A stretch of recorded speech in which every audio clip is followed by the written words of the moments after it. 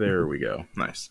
So yeah, I had I guess a few questions, and then I'm sure you can. I'm sure you may have some too. I guess, but I guess well, first of all, how you been? I guess.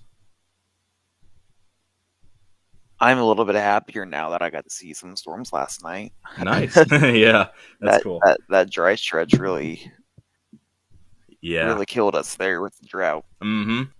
It is. I think the last one was my last like thunderstorm. I want to say maybe it was September sometime, but yeah, it was the one I finished my time lapse film on. So, but yeah, I wanted to ask, or I guess the first question here is, what event would you say got you into weather, and what do you remember about it most?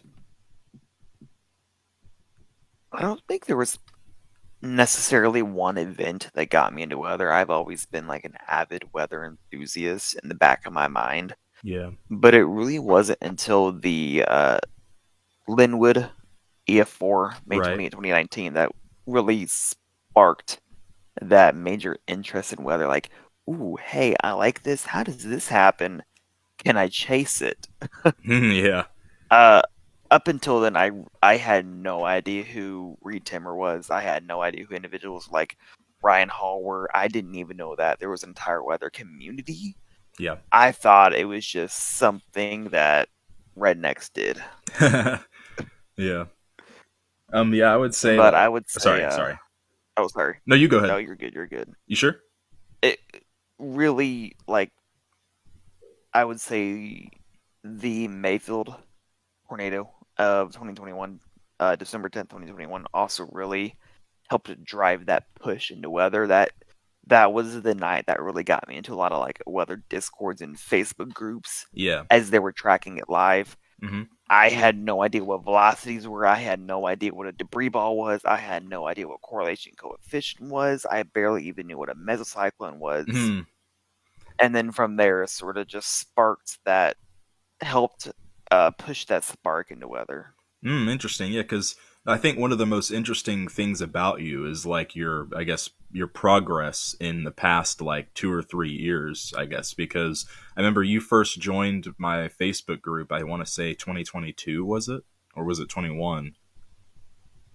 I think it was 23 actually. 23. Interesting. But yeah, I know it Yeah. was somewhere around that like 22 to 23 time frame. And back then, like I didn't know who you were or anything. And then now I'm like, I see you chasing for Ryan Hall, y'all. I see you have thousands of followers. So I'm like, that's really cool.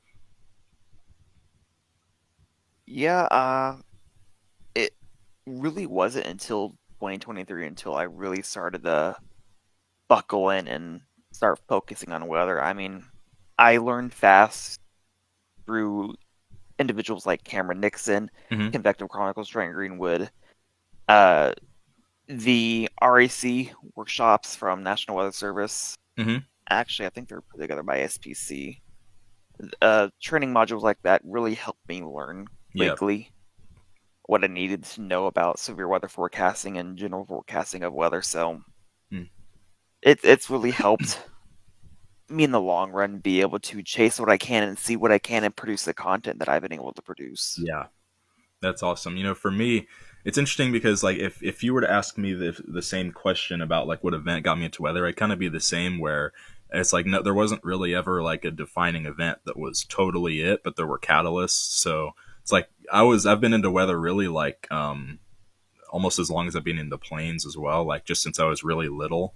But I went through this phase where I was like terrified of it and liked it at the same time, like kind of in the middle there. And around 2015, there was like a really bad severe thunderstorm that me and my family had driven through that kind of acted as a catalyst.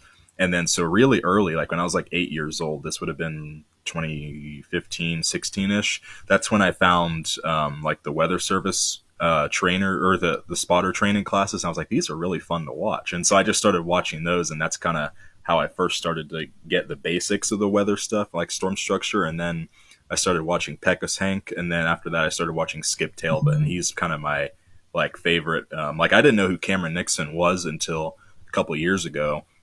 Like yeah, obviously he's really good with like yeah, like the soundings and all that stuff. But yeah, the first like really good structure person, I kind of found was yeah, Skip Talbot, and that's kind of really what helped me with like the whatchamacallit, yeah, like the structure and really like micro scale stuff. You know that you mentioned being scared of storms. I don't. It's funny. I actually went back through my old Google keeps like a very long history of some of the images you upload.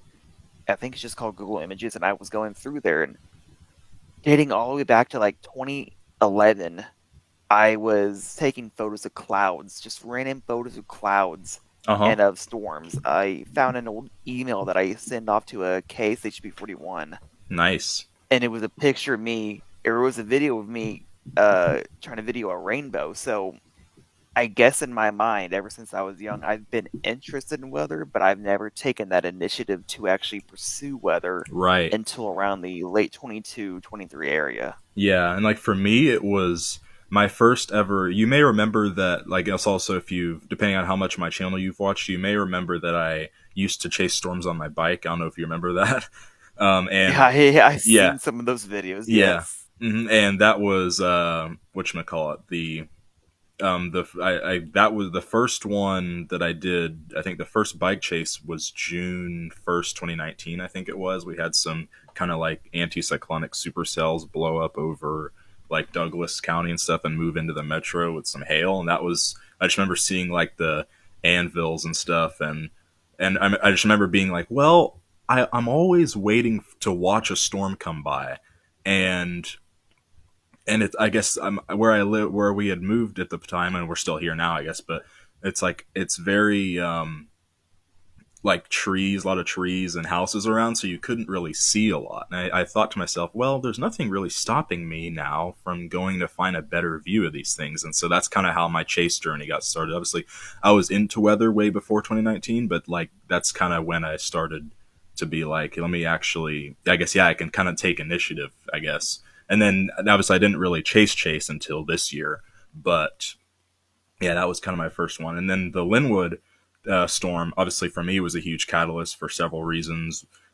Even though I was already heavy into weather that day, so I got up, checked the SPC, then it was an enhanced, and then I saw that they upped it to a moderate around like 8 o'clock, and we were in school about to do like an end of the year ceremony thing, and got home, and then it got home, they had downgraded it to a 10%, which is really weird. But then I remember, probably for storm coverage, it was only one supercell or whatever, but then I remember seeing storms on radar scope out to the west and thinking they might miss us, but then they kind of turned right, anchored to that front, I'm assuming, and then obviously it was all downhill from there. I remember also seeing out to the west like positive lightning flashes way ahead of the storm, and the storm was still like 30 or 40 miles away. So I knew, I was like, well, that can't be good because there shouldn't be lightning already. That makes sense. So, and then everything was downhill from there pretty much with my dad and all that. He delivered kind of, I don't know if you've heard that story, and I think you probably have heard me talk about it, but yeah, he I don't, delivered. I don't think I have before. Oh, okay, but yeah, he works for UPS, and at the time he delivered out near. Yeah, he did package car out in Bonner Springs and KCK, and part of his route ran out to like I think the furthest west would be like 174th Street, if you know where that is, out there on Linwood Road. So he had everything between Yep. that. Yeah, he had everything between that and like Bonner Springs proper, basically, when it comes to Bonner Springs. And so part of his route there got hit. There's a video by this YouTube channel called Flatlanders who actually put a camera into the tornado when it hit their house. Have you seen that?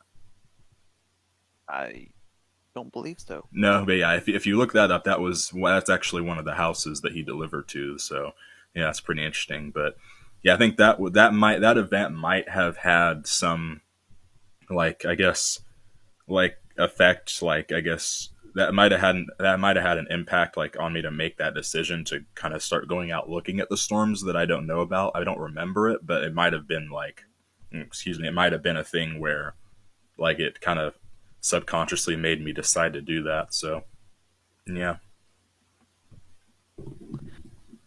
Hmm. uh, you mentioned radar scope. You were using. I think I was using early versions of my radar that day, tracking the tornado because I wasn't home at the time, but I was getting alerts from, I believe it was KNBC 9. I was watching their helicopter up in the air Yeah. through their website, and I was tracking it on little radar scope or little My Radar app that I had.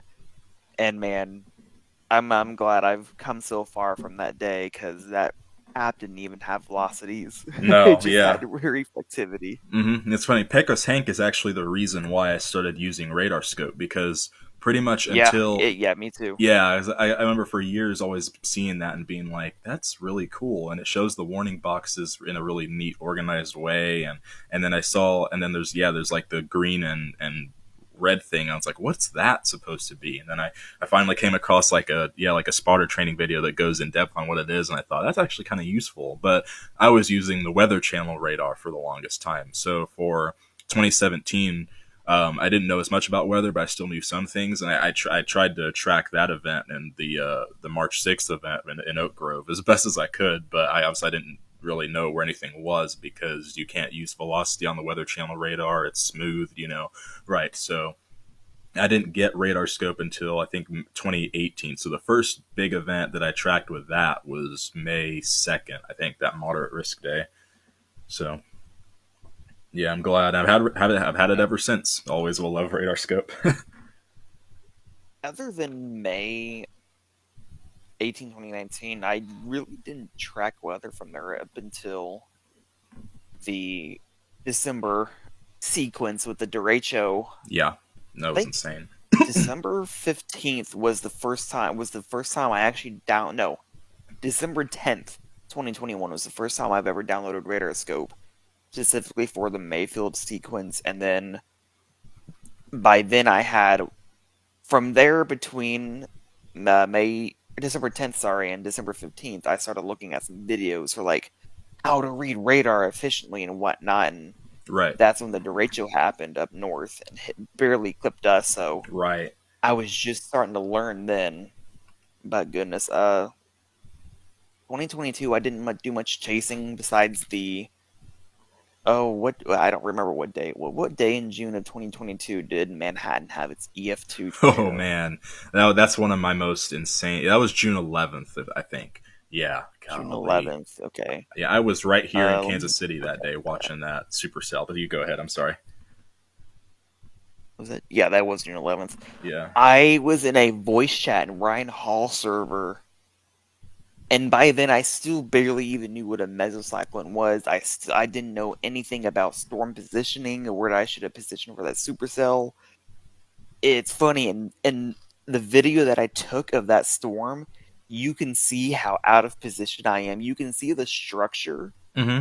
in one of my little panel shots, but I didn't know that was the storm. Right. It was you could totally tell by my video that I was a complete novice Yeah. when it came to storm chasing Mhm. then.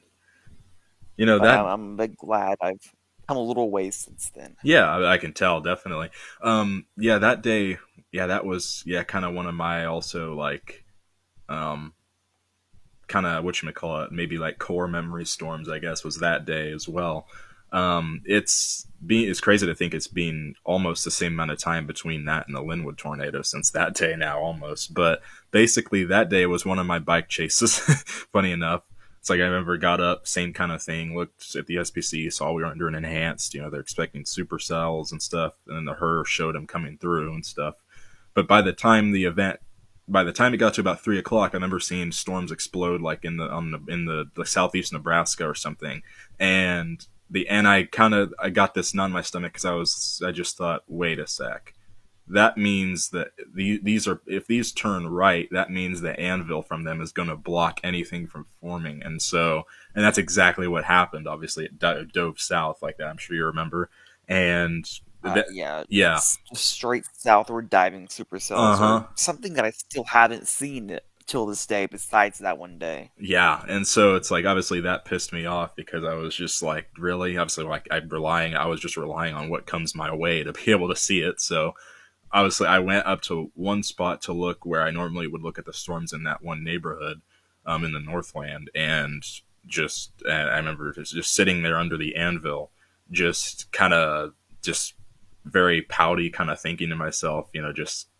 like what kind of hobby is this kind of thing. A lot of things like that, chasers will, like in, like I guess normal or car chasers, whatever you want to call it, will tell you when they bust.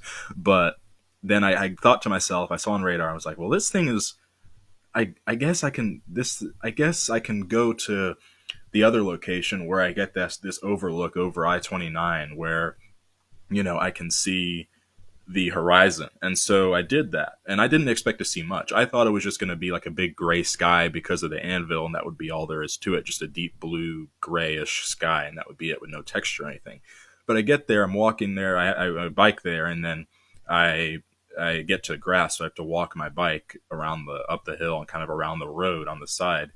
And as I get there, the horizon shows itself. I get past the trees, and my jaw just like hits the floor. I'm like, wait, no way! You can actually see the silhouette of the supercell. It's kind of coming back to like as I'm thinking it, or as I'm saying it. It's like you can see the whole silhouette of the storm, and then you could also see the edge of the anvil cloud all the way around, basically, like except for where the silhouette was. You could see the other edge of it past the silhouette, basically, where it wasn't being blocked. And I remember thinking this is just really anomalous because usually there's haze, there's low level clouds that are going to stop you from seeing anything like that, but not in this case. And then what really got me was after sitting there a few moments and the hook really just being giant. This was right after it had gone through Manhattan, or kind of as it was sitting over the town. It was, I think, yeah, like around 7:20, 7:30 ish. Then these big, you could see on the just to the left, so it would have been the south of the supercell, like just to the left of where the silhouette was. You could see these huge bolts of lightning like coming down off of the anvil. This is incredible. You can see this positive lightning, and here's where it's all landing. Right, I'll have to do it on my other camera. But look at that giant hook. It reminds me of El Reno. And I was like, this is insane. That means you can see those from basically 100 miles away, and it was still broad daylight. So yeah, that was one of the most, if not the most incredible storm I think I've ever seen from that far away. So I can't imagine what it was like up close. And then you could see Mamatus as well, silhouette just way in the distance. Oh my gosh! Yeah, Mamatus that day. Mm-hmm. Wow. Yeah, and then I think the craziest thing was on the kind of northern side of the supercell, like the northern half, like on the right side of the silhouette. This big anvil crawler shot up from the ground and went all the way up the silhouette into the anvil, and I like lost my crap. I was like, this is, yeah. So I went from this really kind of bitter state to seeing probably a once in a lifetime event, because I mean, not only are supercells rarely that large, but when they are that large, that visibility, you don't usually have that kind of visibility. You have low level clouds, you know how it works. So yeah, crazy day. Trying to scroll through my Twitter and see what other days I chased in 2022, but okay, didn't really do much chasing. Yeah. Let's see here. It was 2022 was more so of me just learning the ropes of weather, right, chasing, and watching a lot of people. Oh, here's the. I'm gonna DM this here real quick. Okay. On Facebook, Whoops. Actually, I just saw the video that I was talking about from June of 2022. Mm-hmm. Was it your Manhattan video? I might have seen it. It's like the sirens are going off. You can see the structure in like half of my shot, and then here I am all the way over east of it.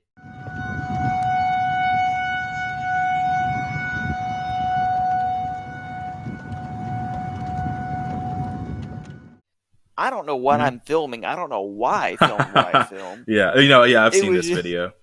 Yeah, you got the forward flank there, and then you have the meso there. That's still pretty neat. But yeah, the thing is, you're probably like farther away than it even looks, just because of how giant that storm was. So, yeah, that was a very fun day. Oh, because later on that night we had had storms going up near Smith. We had tornado warnings going up near like Smithville, Missouri, that I went to go check out. Yeah, I remember. We actually went to the basement that night. Yeah, I remember that.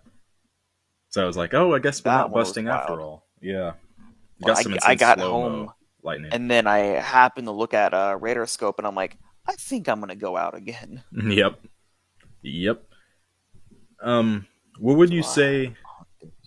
Oh, sorry, what was that? Oh no, I'm just going through my Twitter right now. Oh, okay. What would you say is or has been your favorite chase in between, I guess, 2023 and this year? Oh gosh, that's a hard question. Every chase that I've had has been memorable in its own experience, Uh huh. and it's really hard to pick a certain one that stands above all entirely. I mean, you had Spalding, which was a northwest moving tornado underneath clear blue skies, basically. Yeah.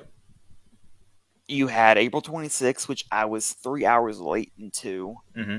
but I Gosh, I still botched saw a that day so multi-vortex hard. tornado over in Iowa. Nice. My team Of and I course, you destroyed had, it. Ugh. You go of ahead, course, you sorry. had Greenfield, which Right. I was there about. I was there immediately after the tornado hit Greenfield, so I got to see firsthand Mm-hmm. how the town was affected and Yeah. how the storm chasers came together Yeah. to help out. Yeah, it was sad. I remember you and Honestly, I Ethan. would say my most memorable and favorite storm chase would have to be, I would say, May 26, 2024 this year. Yeah. The Mountain View, Missouri EF3. Yeah, your footage of that's insane. It's like you think there's nothing there, and then all of a sudden, boom! It just like obliterates this building or something. Yeah. Yes. And the reasoning behind that is because I was with my friend meteorologist Andy Hill, Uh huh. and our forecasting, positioning, execution of the chase could not have been any more perfect in my opinion. Yeah, I agree. Yeah. Everything that could have went right that day for us went right without zero flaw. Mm-hmm. I mean, Nice. when I'm being told by other chasers that they're using my live stream as a way to know that there was a tornado, Ooh, nice. that in itself was extremely rewarding to see and hear. That's cool. Yeah, you guys. Yeah, you guys did a good job that day, definitely.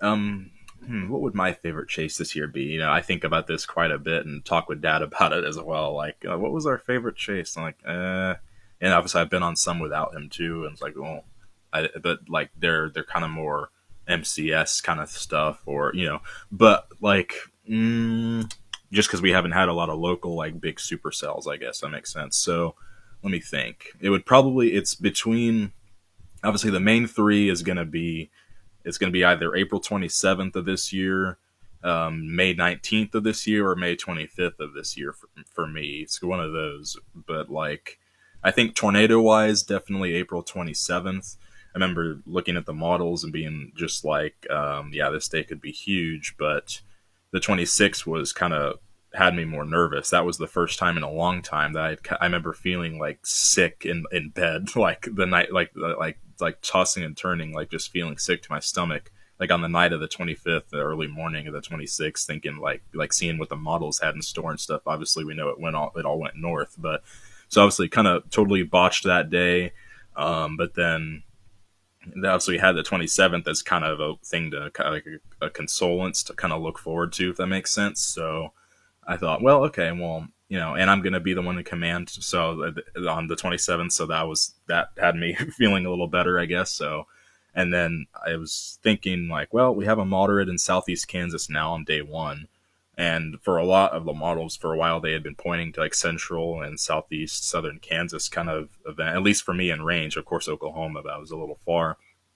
But I thought, well, okay, yeah. I had pretty much set it in my head that we were going to go to Southeast Kansas, especially when the moderate came out.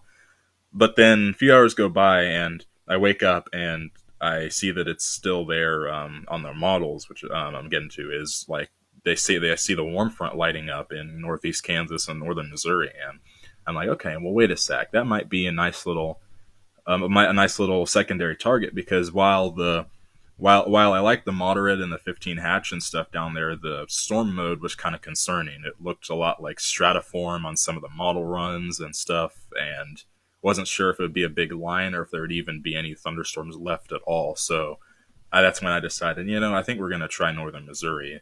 It's like it seemed like stuff would initiate in Kansas and move into Missouri, and then there'd be later the low level jet might start to increase a little bit by then, and so went up there, and yeah, that was apart from the whole mud incident and having to, I guess having the river, the whatever that river is up there, darn it, near Maryville and stuff, I guess block us from getting east as fast as we wanted. That was probably, I guess, my favorite as far as like the execution of the chase and just the, I guess, tornado wise, because that was the closest and most visible one we saw. Like nothing insane, but definitely counts. So, yeah. I mean, if it's a tornado, count it. Exactly. That's my philosophy too. It's like a tornado is a tornado. Tornado is a tornado. I don't care what shape or size it is, count it. Yep. Mm-hmm. And then May 25th was, so I guess May 19, May 19. That was that was my first ever moderate chase, so that was cool. Went out to I just put us in Salina, Kansas. I was like, okay, we'll just go here first and wait to see what happens.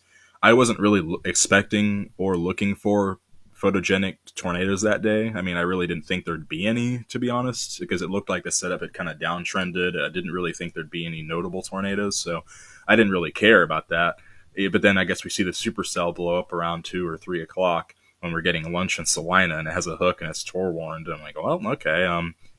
But I didn't really, like I said, I wasn't really looking for tornadoes. Part of me regrets that, part of me doesn't. But yeah, so I was like, okay, I mean, it'll be fine. And if it anchors to the front, it'll probably still be producing when it gets closer. But obviously, it bowed out. But so then we finish lunch, go get west a little bit, and set up in front of it and wait for it. That's probably my biggest mistake that day, was maybe we should have gotten a little closer to it. But other than that, I liked that day a lot as well.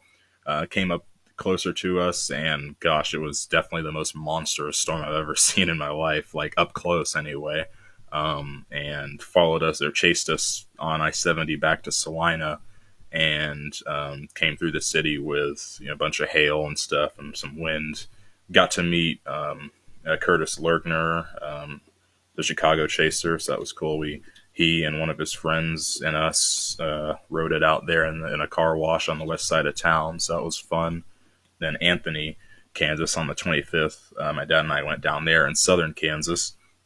Looked like we were going to have a supercell form, like in the panhandles, move into southern Kansas, and then low-level jet would hit it. And it was really kind of a race to see if we were going to get tornadoes before dark. That was kind of my, I guess, thought process. My one uncertainty about that day was I didn't know if we'd get tornadoes before dark. And the supercell had plenty of time to produce, but obviously that merger hit it, and it did still produce some tornadoes, one of which was significant, but not quite like you'd expect from like a dry line PDS situation, of course. But got a couple brief tornadoes down there to see, so that was cool. Unfortunately, there was a house lost, but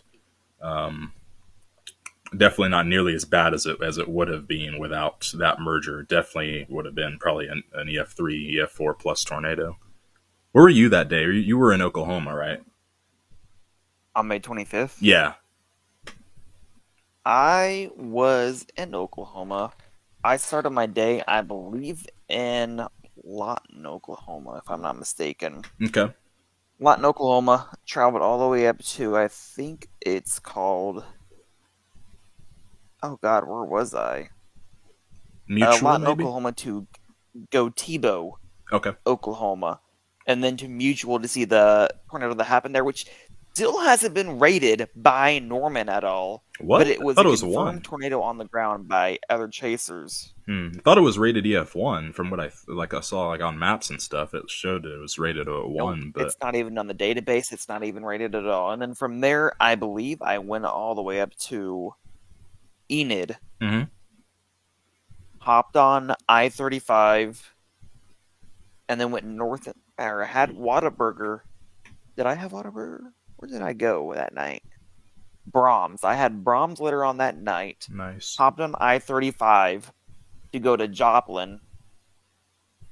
I took I-35 and then hopped on to, I believe it was Kansas 166 to go to Joplin. Mm-hmm. And then later on that night, around, I want to say like 12 a.m., Yeah.